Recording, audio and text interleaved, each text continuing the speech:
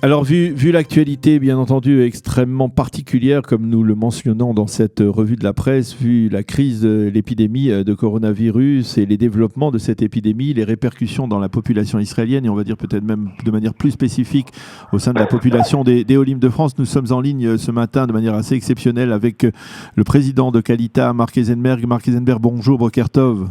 Bonjour Bokertov. Merci d'être avec nous ce matin. Vous avez voulu intervenir pour essayer de nous donner peut-être un message important parce qu'on a besoin de se renforcer d'une certaine manière face à une situation jusqu'à présent inconnue, sans précédent dans l'histoire de l'État d'Israël. Quel est le message et sur quel point vous voulez insister en particulier?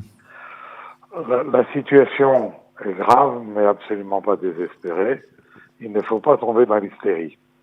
Je voudrais qu'on réfléchisse 2 secondes à 3 attitudes qu'on a vues ces derniers jours des chefs d'État. Donald Trump, Benjamin Netanyahu et Emmanuel Macron, dont on a pu entendre hier soir les 2 interventions. Oui. Donald Trump, depuis le début de la crise, n'a pas arrêté de la minimiser et de dire finalement c'est beaucoup moins qu'une grippe. Et puis d'un seul coup, comme fait souvent Donald Trump, il prend une mesure absolument énorme. On arrête tous les vols qui arrivent de l'Europe, à l'exception provisoire des Anglais. Et même les Américains qui sont en Europe vont avoir du mal, ils le pourront sans doute, mais vont avoir beaucoup de mal à rentrer aux États-Unis. Donc une mesure extrêmement violente, mais quelque chose de non préparé, encore une fois, en comparant le coronavirus à une simple grippe.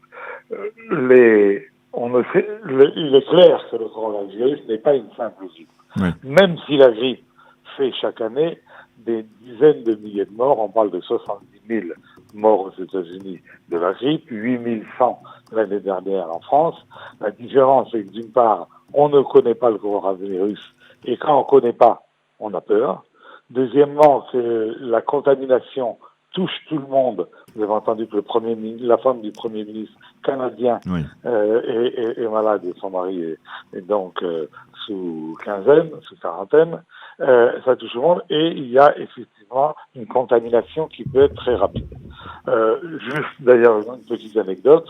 Vous savez que toutes les organisations, les compétitions sportives sont plus ou moins arrêtées actuellement. Aux États-Unis, il a été arrêté il y a 2 jours la grande ligue de basket, la NBA, et il y a eu un premier cas d'athlète contaminé, c'est le Français Randy Gobert, qui est un très grand pivot, un des meilleurs joueurs au monde, qui lui s'est même moqué du coronavirus avant de savoir qu'il était contaminé, en touchant volontairement dans une conférence de presse tous les micros des journalistes, en se moquant du 1m80 qu'il fallait mettre à une distance entre eux, et en touchant les affaires de ses partenaires. Et un deuxième cas dans son équipe de coronavirus s'est décelé.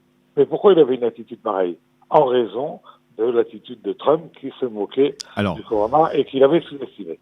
Maintenant, si on revient à ce qui se passe en Israël. Oui, parce qu'on ne peut pas dire que du côté des autorités israéliennes, depuis le début, on peut le dire, on a pris des mesures extrêmement draconiennes qui ont même surpris par leur gravité et finalement s'avèrent être efficaces puisque en dépit du nombre qui augmente de malades, eh bien, il n'y a toujours pas de morts et il faut espérer qu'il n'y en aura pas. Et quelque part, on a le sentiment que la santé publique maîtrise plus ou moins ce virus. Alors, oui. Les autorités israéliennes ont pris des mesures fortes et ils ont eu raison de le faire. Maintenant, j'ai trouvé le message hier de Benjamin Netanyahu vraiment trop alarmiste et trop anxiogène. Même si je comprends que pour que les Israéliens changent d'attitude, il faut leur faire peur, il me semble que le Premier ministre est allé trop loin. Vous pensez que c'est lié à la crise politique ? C'est en partie lié à la crise politique. Pour pouvoir mobiliser ce fameux gouvernement d'urgence nationale ?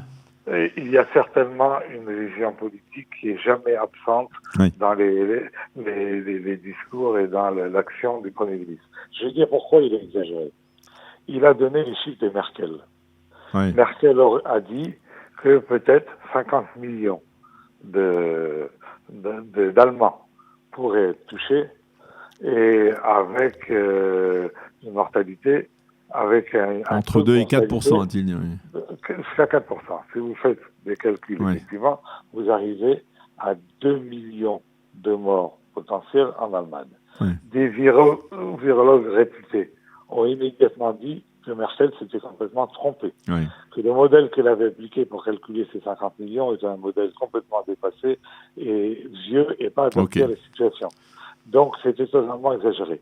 En général, aujourd'hui, le chiffre de mortalité est de 2%.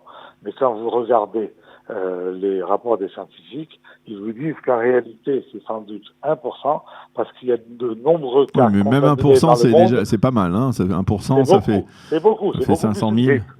Bien sûr, c'est beaucoup plus.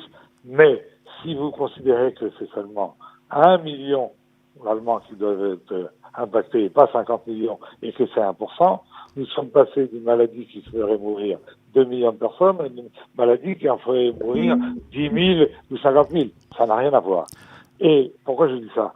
Parce qu'il faut regarder la Chine. La Chine a annoncé hier 3 176 décès. 3 176 décès. 8 cas supplémentaires de contamination pour la journée d'hier. Si Merkel ou Bibi avaient raison, nous n'aurions pas 3 000 décès en Chine, nous en aurons 30 millions. Donc, il est clair qu'il faut être très sérieux. Alors, il faut être sérieux, et c'est ça, voilà. Il faut respecter les mesures, c'est ce que dit le gouvernement, et si on respecte toutes les mesures de restriction des rassemblements, de se laver les mains, de garder 2 mètres, de faire attention à la vraie population en danger, les gens qui ont des maladies respiratoires et les personnes âgées. Ce sont eux les plus touchés de très loin. C'est chez eux qu'il y a la plus grande mortalité. À ce moment-là, on pourra confiner. Marc Heisenberg, de Macron, juste un mot, le discours de Macron hier m'a paru beaucoup plus responsable. Parce que quelque part, il a annoncé la même mesure. Quasiment les mêmes, oui, effectivement. Oui, il a annoncé la fermeture de toutes les écoles et des universités à partir de lundi en France. Donc, ce qu'a annoncé, mais sans rester dans ce climat anxiogène. Oui, il faut changer de comportement. Oui, c'est difficile. Mais si on le fait, et l'OMS a déclaré, nous pourrons absolument être sûrs de cantonner cette pandémie et qu'au final, ça sera une épreuve majeure, mais ça n'aura rien à voir avec la grippe espagnole, par exemple. Alors, puisque nous sommes sur Studio Qualité et que nous adressons souvent, en particulier au public des Olim de Hadashim de France, et que vous-même, vous voyagez régulièrement entre la France et Israël, peut-être un message qui se focalise en particulier sur cette population, sur ces Olim qui voyagent régulièrement entre la France et Israël et qui n'ont pas peut-être la possibilité de se maintenir en quarantaine. Il est important peut-être de faire passer le message, que ce message est tout à fait sérieux, qu'il ne faut pas plaisanter avec cela et qu'il ne faut pas mépriser d'une certaine manière les directives du ministère de la Santé, parce que cela peut avoir des répercussions sur l'ensemble de la population et peut-être dans le cas précis, en particulier la population des Olim de France. Moi j'ai passé 5 heures à Paris la semaine dernière. Je me suis mis en quinzaine. C'est pas facile. C'est pas facile pour tout le monde. Pour 5 heures à Paris, je ne souffre de rien.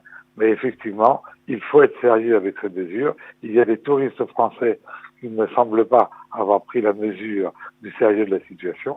Encore une fois, cette situation sera maîtrisée et largement maîtrisée si tout le monde se comporte bien. J'en appelle également au public français de faire attention et de ne pas se rendre à la synagogue Shabbat. Ce n'est pas pour un office de Shabbat qu'on doit risquer d'être contaminé ou de contaminer. Donc, beaucoup de rabbins se sont déjà exprimés sur ce thème. On le disait tout à l'heure. Et on le disait, des rassemblements de 100 personnes sont interdits. Et le Premier ministre, à juste titre, a dit, mais évitez de vous rassembler. Donc, dans beaucoup de synagogues, il y a plus de 100 personnes. Et même quand il y en a 50, c'est un danger. Et puis, Pikuach Nefesh, le respect de la vie, est plus important qu'un certain nombre d'observations religieuses. Voilà, vous alignez. Il faut respecter Shabbat, mais il ne faut pas prendre de risques pour la santé. Mais par contre, encore une fois, si on fait ce qu'il faut, ne tomberons pas dans l'hystérie.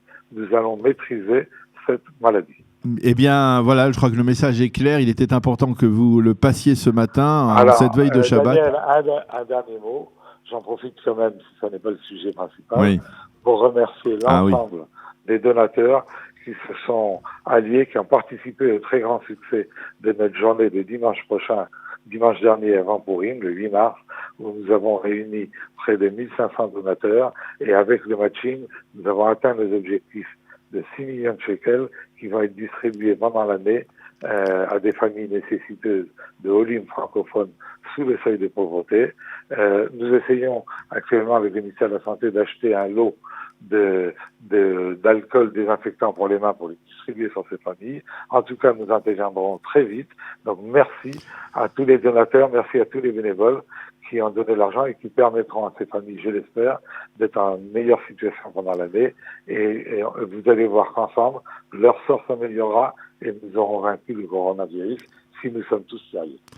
Merci beaucoup Marc Eisenberg pour cet appel donc à la prudence et en tout cas au respect des directives lancées par le ministère de la Santé publique et pour bien entendu cette action tout à fait exceptionnelle menée par Kalita auprès de la communauté francophone, une mobilisation sans précédent, donc 6 millions de shekels qui ont été recueillis pour des familles Olim nécessiteuses qui bénéficieront donc de ce soutien. Merci beaucoup d'avoir été ce matin avec nous. On vous souhaite de passer un agréable Shabbat Shalom et à bientôt.